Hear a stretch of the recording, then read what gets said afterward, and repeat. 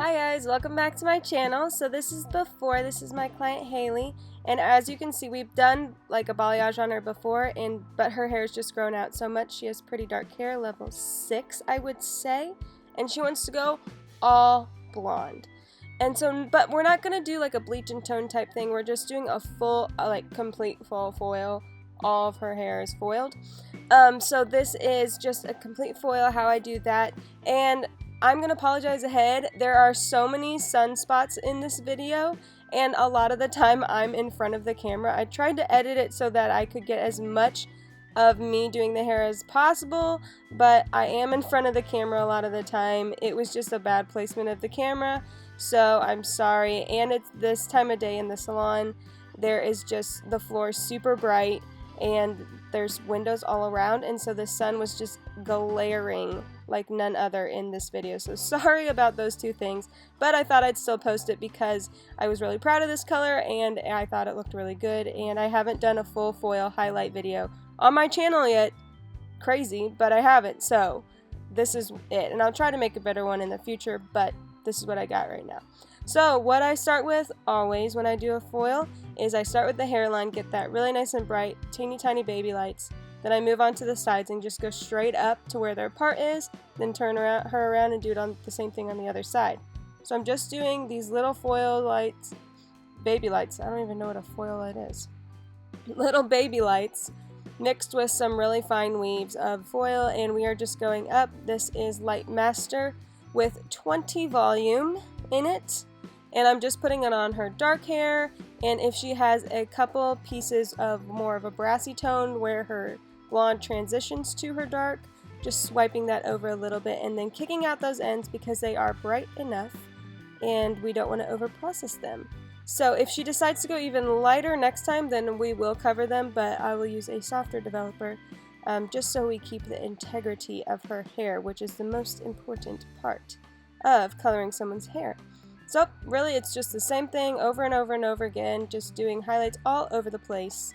And you've seen me do this technique many times up in the front, and I will explain what I do for the back of their hair in just one moment.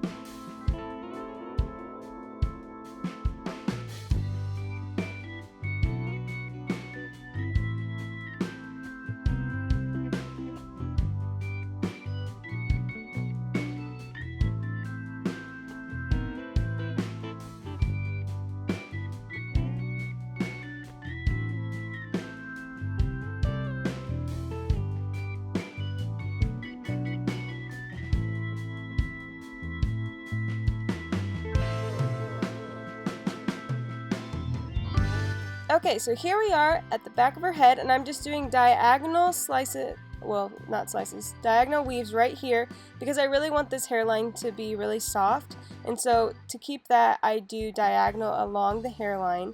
I'm not just going to go straight across. So I do 2 on each side, and then I go, I think 1, maybe 2 right in the middle, just to get that triangle section that's left once you do the diagonals. And then I will split the hair down the middle and then do one side all the way up and do the next side all the way up.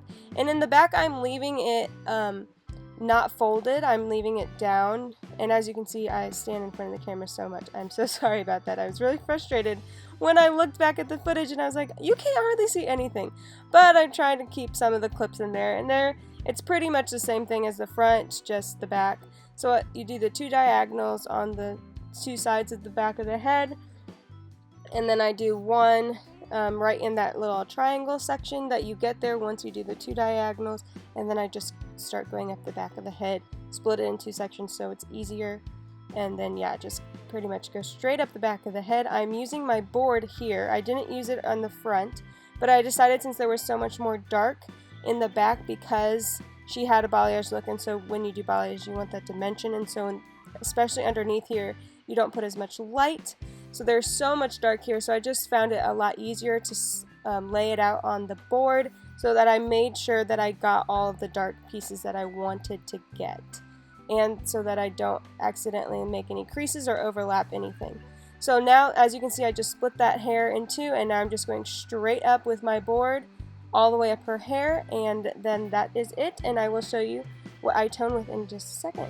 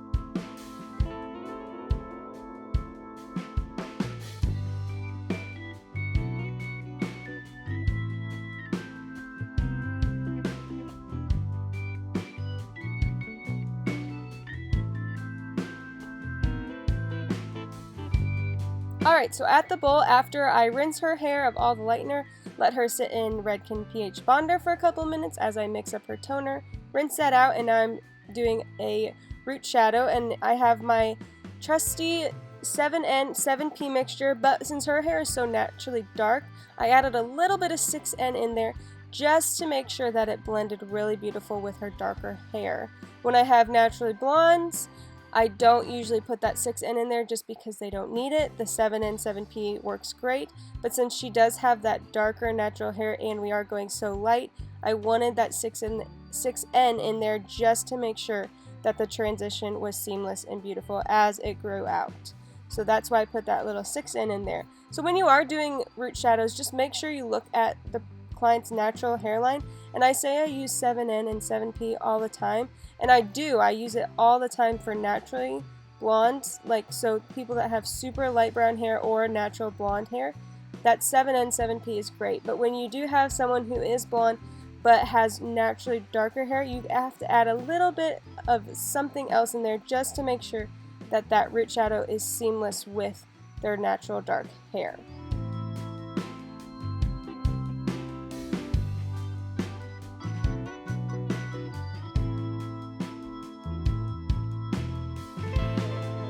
So now that I have that root shadow on, I'm going to her mid and ends toner, and I mix 7P and 9V. So this is going to give us like a level 8, little lighter than a level 8. So we're on the line of 8 and 9. And I wanted that P in there because Redken SEQ P, like their 7P, is a little bit stronger than the 9V. So it's going to have a little bit more blue base in it, so it's going to cut out any of that unwanted orangey brassy tones, and the 9V is going to cut out any of those yellowy tones that we're not wanting. So I'm kind of doing a double like elimination of the lighter orange tones and the darker yellow tones. So that's why I put the 7P in there. Again, it's kind of the same idea as that 6N in the root toner. It is to just nix out any of the unwanted warmth and to make sure everything blends super nicely.